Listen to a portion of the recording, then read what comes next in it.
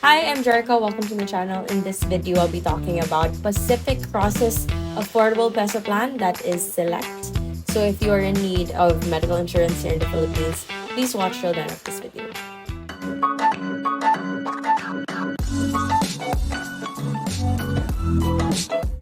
So I made a previous video of the Select plan. Last year, we upgraded our Select plans. Before, it used to be only up to 2 million in coverage. Now we are up to 5 million in coverage. So the reason behind that is because of medical inflation. It's more expensive to get hospitalized now. So of course, Pacific Cross, as one of the leading insurance companies here in the Philippines, needs to keep up with the rising costs of medical expenses. This is our new brochure, and similar as the one before, we have two kinds. There is Select Plus and Select Standard. For Select Plus, it has an aggregate limit per year. So that's aggregate limit per year, and for the next year, it gets renewed. For the Select Standard, it is per disability per lifetime. So what does that mean? For example, a client has cancer and she has 2 million coverage for Select Standard.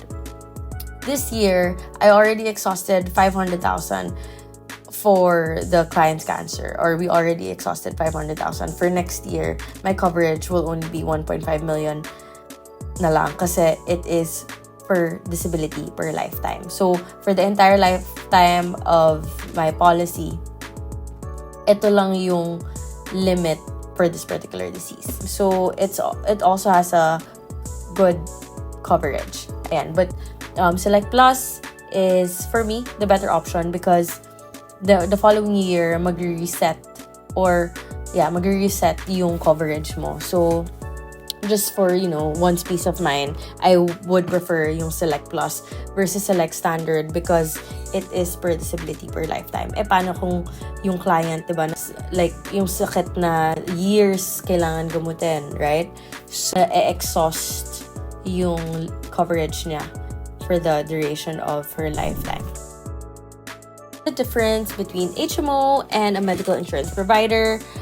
For HMOs, such as the usual ones like MaxiCare, Medicard, these providers, if yung client hindi pumunta sa isang hospital or clinic tapos hindi kasama yung clinic na yon sa list of accredited providers ng HMO or any insurance company, usually the client will not get coverage or will not, hindi siya insured kung HMO.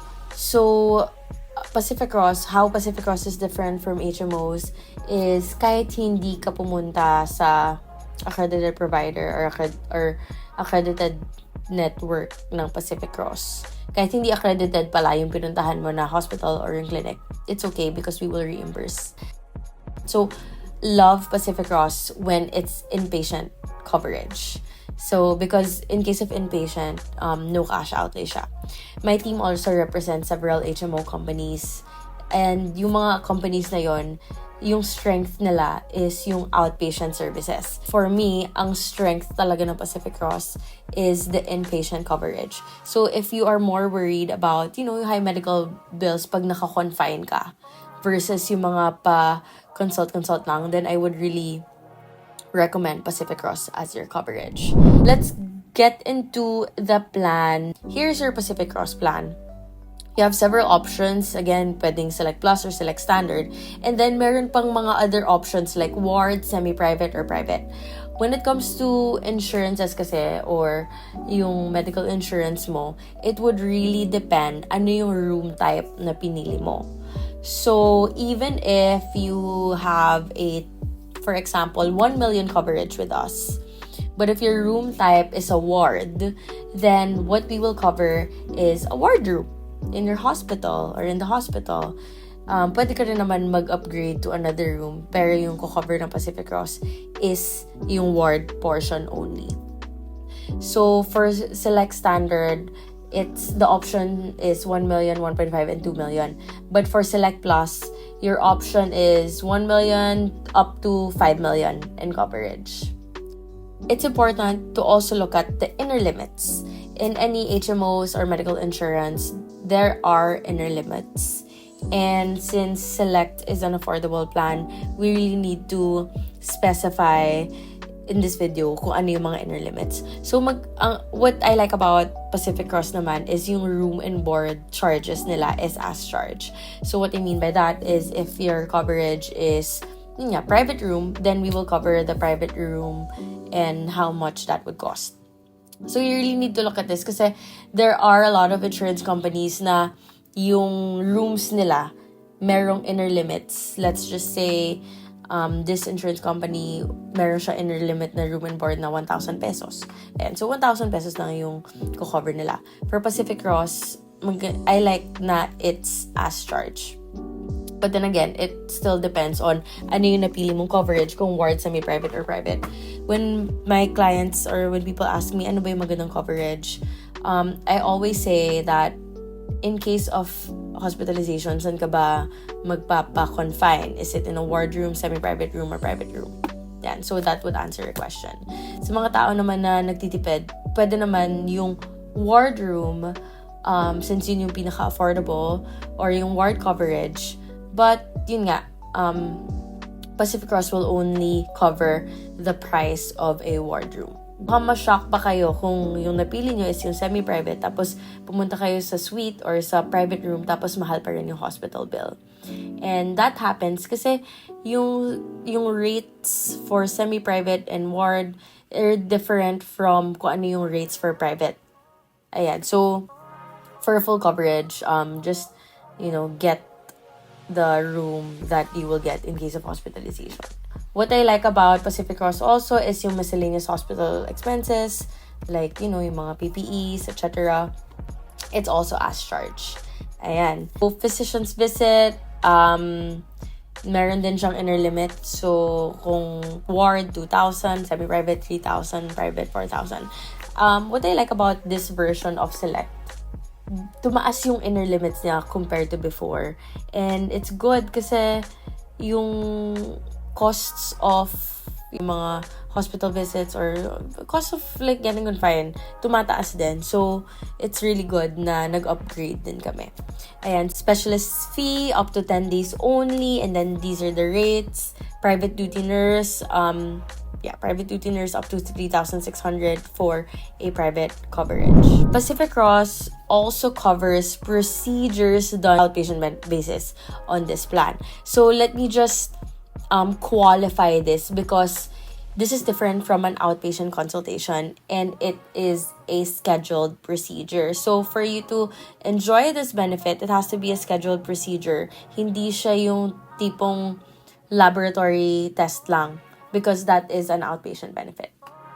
Ayan. So, some of the examples of surgical procedures done in an outpatient benefit that is covered in the core benefits of Select is mga cataract, cyst or biopsy, excision biopsy of cysts, incision and drainage, etc. So, terms and conditions apply, and if you have any questions, please feel free to put it in the comment section down below. Ayan. So, there's also critical care benefits. So, alam naman natin na pag nasa ICU yung isang pasyente, costs can easily increase. So, what I like about this plan is as charged din yung ICU niya, but may limit na up to 10 days. So, bakit ba may limits? As I mentioned, this is the affordable plan or affordable version of Pacific Cross Insurance. If you want a more comprehensive or malaki yung inner limits, please check out our Blue Rail plans. Surgeon's fee has inner limits of 60,000 for ward, up to 180,000 for private, and 360 for the upper private plans. So one thing that I need to highlight, that's why I said that Pacific Cross Select plan is good for inpatient, because yung emergency outpatient nito napakababa. So what I tell my clients is sometimes I tell them magpa-confine na lang sila. But of course, we all know that that's not that's not an option for a lot. For example, yung anak ko, nag-hospital kami, pero ayaw niya magpa-confine. Sa ano lang kami, emergency room. But the thing with Pacific Cross Select Plan is yung emergency outpatient niya is really not a lot. It's in the inner limits. Yun, makikita naman na kung ward plan, it's just 6,000, semi-private 7,000, maximum 8,000 for emergency outpatient. If you have this plan, what I would recommend is magpa-confine ka na lang, or get a supplementary emergency card, which is available in the market, and these plans are affordable. We also have emergency dental services, which is as charged, worldwide emergency assistance services, which is our travel coverage. So backstory, Pacific Cross is really known for their travel coverage. So nung COVID, nung wala masyado nagta-travel, we changed our plans to include our travel coverage. Ayan. So travel insurance built in your select plan.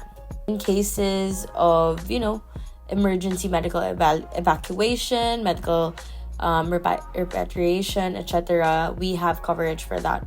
Other benefits, if you stay along with Pacific Cross, is after 5 years of continuous coverage, you'll get autoimmune coverage after 5 years. There, with the limits stated in the brochure. And we also have mental health care benefit. For Pacific Cross, we have inner limits of 1,000 pesos if you have the select plan. Ayan. So, for all our clients, we have annual physical exam. Usually, my clients do it in high precision. So, yeah, if you have this plan, please book your annual physical exam para hindi sayang. Similar to what I mentioned kanina, yung procedures done in an outpatient basis, those are elective surgeries. Yeah. So it says in the brochure you must give at least a 10-day notice so that Pacific Cross, so that you will not, have to settle yourself, meaning no cash outlay. It's coverage, free child coverage, meaning after, kung manganak ka, example, meron kang select plan. Pag manganak ka, after 15 days, and pwede na namin i-insure yung anak mo for free. You'll just need to apply for your kids select coverage, and then yun. So your child gets free coverage up to your policy renewal. Anti-venom, rabies, tetanus, etc. It will be as charged. Ayan. So covered pala yan. Covered yan. And then, meron din life insurance coverage. So, when you apply, we'll be asking for a beneficiary. Why? Because in case of accidental death, you are covered up to 75,000, depending on your coverage. Yung travel benefits, the specifics of that it's here. So, you can just check the brochure if you're also interested in learning about your travel coverage. For the select plans, our core benefit is really just the inpatient one. So, inpatient treatment. So, yun nga, pipili ka kung ward, semi-private, or private, and kung ano yung gusto mong annual limit kung nasa private. Yan. And then, on top of that, some of my clients also get outpatient treatment. So, this is on top of the premium of the core benefits. Yung outpatient benefit, Pacific Cross pays 80% of the outpatient benefit kung 0 to 65 years old. Kung 60 to 80 years old, we give 50%. What it covers is consultation with the doctor, lab tests, and other consultations. So we have two options for the outpatient. It's standard or executive. So if it's standard, you get 25,000 coverage per year. And if it's executive, it's 50,000 coverage per year. And another optional benefit is the dental benefit. So I like the dental benefit of Pacific Cross kasi it's mura lang, and you get up to 10,000 pesos in coverage for your dental needs.